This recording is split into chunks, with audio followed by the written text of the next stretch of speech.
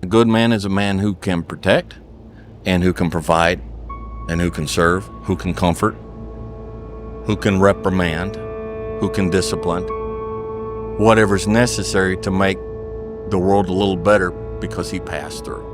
The loud voices of this world are the 99% who don't understand exactly what you have to do. That's why when I speak and you don't understand me, it's probably a good thing. Because that probably means I'm in an area of life that you're not in. It is astounding how many people want to be spectacular in life but also want to fit in and be normal. You are, by definition, aiming for average. Normal people get normal results. Weird people get weird results. You literally can't do what everyone else does and not expect to get what everyone else has. By doing what everyone else does, you guarantee average results. At some point, you're going to have to wake up and understand that any change you want to make is on you. And all of the time, all of the energy that you're pouring into seeking validation from others, chasing their opinions and their likes, and, hoping that people are going to be happy with you and you're going to win them over, all of that is a waste of your precious life. Put a player in survival mode and make his life difficult. He will create a paradise. But if you put a player on creative mode and give them easy times, that player will destroy the world. Serious people don't wait to do the things they feel they need to do. When they get an idea that is so great that they know it must be executed on, they don't wait until Monday or till the beginning of the year. They do it now. What the hell are we all waiting for to start attacking life? We're waiting for fucking stars to align? Back when I was growing up, the song came out. All I need is a miracle. Well, guess what? That miracle ain't coming. There is no perfect time to start. You gotta start now with changing your life. We're all being tested in life. And guess what? This is one test you can't cheat on. We all have our own test. Some of us are obese. Some of us are depressed. Some of us are insecure.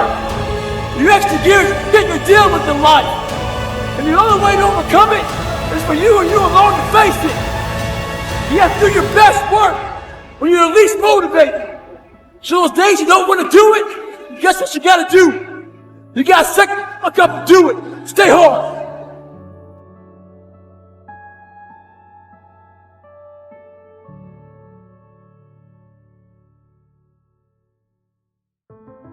One of the major influences shaping the person you want to be is also one of the least understood. It is your association with others, the people you allow into your life. Have you ever thought about how others shape your life? The thought didn't even occur to me until Mr. Shoaff said, "Jim, never underestimate the power of influence." Of course, he was right. The influence of those around us is so powerful, so subtle, so gradual, that often we don't even realize how it can affect us. Think about it. If you're around people who spend all their income, chances are excellent that you will become a spendthrift. If you're around people who go to more wrestling games than concerts, you're likely to join in with them. Such is the power of peer pressure. But it goes even further. If you're around people who think it's all right to cheat a little, you too might be persuaded to cut a few corners. People can really nudge you off course until one day, 10 years down the road, you wake up asking yourself, how did I get here anyway? And that's not a very happy moment. To avoid wasting time with the wrong crowd, you need to ask yourself 3 fundamental questions. 1, with whom do I spend time? 2, what are they doing to me? 3, is this association okay with me? Don't dismiss these questions. Take a look at the time you spend with each of your major associates. Is it positive and constructive, or is it negative and destructive? Not sure? Then think about these things. What have they got you doing? What have they got you listening to? What have they got you reading? Where have they got you going? What have they got you thinking? How have they got you talking? How have they got you feeling? What have they got you saying? Finally, after you have really pondered these, ask yourself this one final question. Are my present associations helping me grow in the direction I have chosen through goal setting. If you are fortunate enough to answer yes to this question, I'm happy for you. But if you are not so sure, then it's time to evaluate your relationships with some of the key players in your life. It's so easy to dismiss this question of influence. The guy says, I live here, but it doesn't matter. I'm around these people, but they don't bother me. Well, he's wrong. Everything matters. This is a good phrase to remember. Everything matters. This book is different from many others because it deals with reality, not wishful thinking. In fact, one of the main purposes of this book is to get you to say, the days of kidding myself are over. I really want to know what I have become and what I am becoming. I want to know what my strengths and weaknesses are, what has power over me, what's influencing me, what I've allowed to affect my life. So take a look, and then another. Everything worthwhile deserves a second look, especially the power of influence. Perhaps you've heard the story about the little swallow. It was covering one eye with its wing and crying bitterly. An owl flew by and asked, "Little bird, what's wrong?" The swallow pulled away its wing and showed a gash where once it had an eye. "Now I understand," hooted the owl, blinking. "You're crying because the crow picked out your eye." "No," replied the bird sadly, "I'm not crying because the crow picked out my eye. I'm crying because I let him." Is there someone who is pecking away at your vision? Is there anyone who tries to blind you from seeing your dreams? Hey, it's easy to let influences shape our lives, especially negative influences. It's easy to let associations determine our direction, to let persuasion overwhelm us, to let tides overtake us, and to let pressures mold us. The question is this what you want? Are you becoming, achieving, and acquiring what you want, or are you letting others steal your dream? Dissociation? If after analyzing your present relationships you determine that you have some weeds in your garden of association, there are a couple of things you can do. First, you can separate yourself from those people who are destructive to your well-being. I admit this is a tough thing to do, especially if it's a family member. But if you have someone who finds a great deal of pleasure in trying to peck away at your dreams, goals, or beliefs, get rid of his or her influence. Remember, it could be the choice that saves the quality of your life. Of course, life is rarely that simple. Sometimes we find ourselves having to spend time with unpleasant people, co-workers, business associates, and others. In those circumstances where you cannot fully disassociate yourself, try limited association. There are also those situations where superficially pleasant associations can have a long-term negative effect on our lives. If you spend 2 nights a week drinking with your buddies, your life may eventually spin dangerously out of balance. The consequences 5, 10, 20 years from now can be devastating. It's easy to remain mediocre. All you need to do is spend major time on minor things with minor people. Sophisticated people weigh their actions. They know what a major is and what a minor is. They don't often get confused by such things. Of course, sophisticated people do have casual friends. The difference is that instead of spending a great deal of time with them, they spend relaxed, relatively unimportant time with them. They just don't squander their time on minor friendships and good time Charlies. It's your life. You can spend your time with whomever you want and however you want. But I don't think you invested in this book for me to humor you.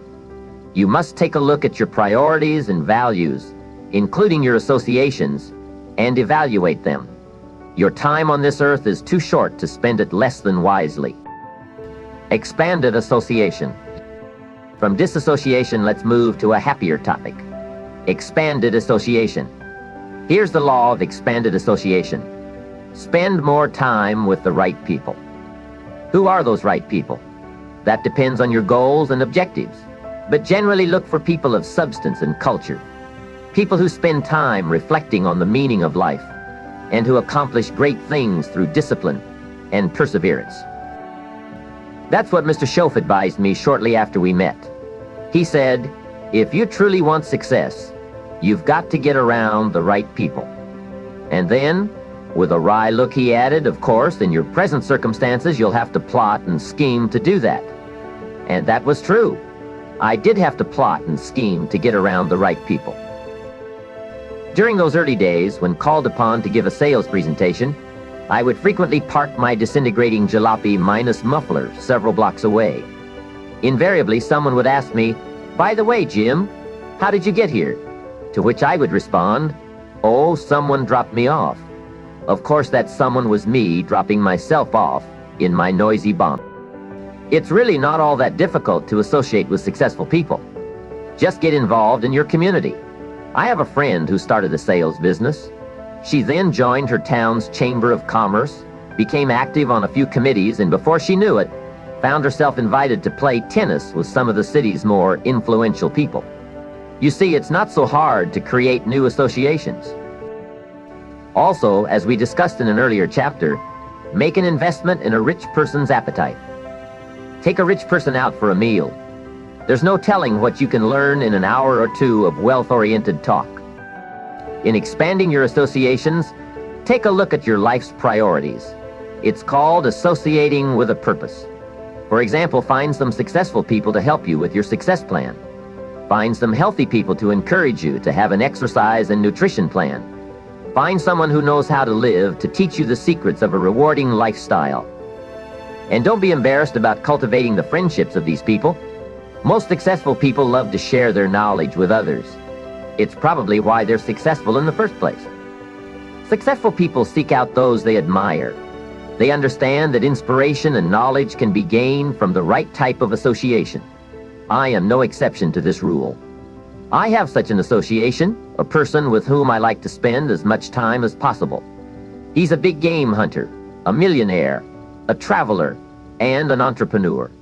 He's also one of the world's great philosophers. My friend has many skills, but two are positively uncanny. First, he has the ability to absorb a day's events in minute detail. Not only does he remember each day, I believe he can also remember every day of his adult life. He is able to recall every book he's ever read. He seems to retain every fact he learns. If I had a choice of going to a foreign country myself or having him visit and recount his trip to me, I would almost choose the latter. Why? Because he doesn't miss anything that's important. He absorbs every event like a sponge.